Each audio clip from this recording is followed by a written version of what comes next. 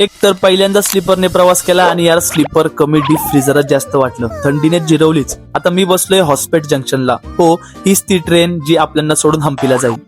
8 तासांचा प्रवास संपून फायनली बदामीला पोहोचलो आणि पोहोचताच ना प्रेमातच पडलो यार. काय भारी स्टेशन आहे, एकदम मनाला भिडणार. आता मी ना पुढचे 2.5 दिवस बदामी, पटडक्कल आणि आयोले फिरणार आहे. तो त्याआधी तुम्ही काही महत्वाच्या गोष्टी जाणून घ्या.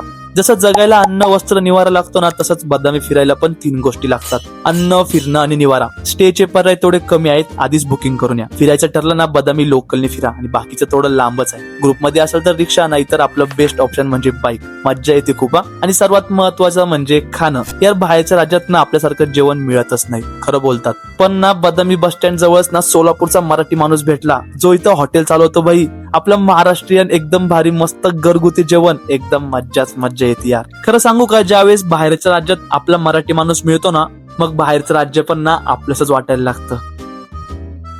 आता तर खरा प्रवास सुरू झालाय आपला. मग लवकरच भेटूया. धन्यवाद.